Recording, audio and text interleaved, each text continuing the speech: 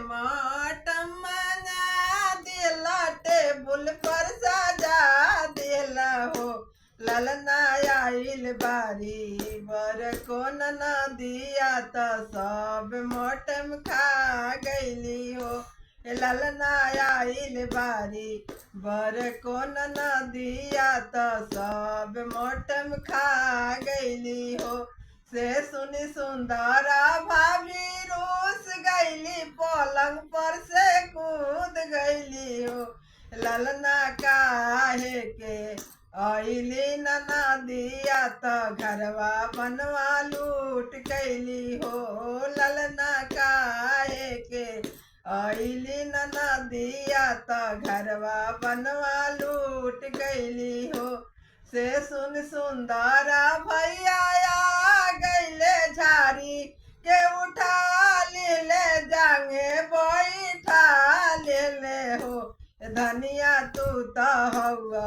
चंदवा शुरू जावा तो घरवा बनवा फेर होइए हो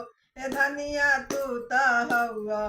चंदवा शुरू जावा तो घरवा बनवा फेर होइए मोटे मोटे मोटम मंगा देला टेबुल पर सजा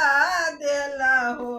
ललना आइल बारी छोटा को न दिया तो सब मोटम खा गईली हो ये ललना आइल बारी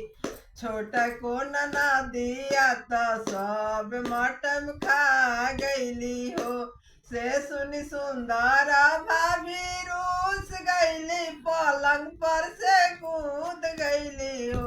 ललना काहे के आइली नना दिया तो घरवा बनवा लूट कैली हो ललना काहे के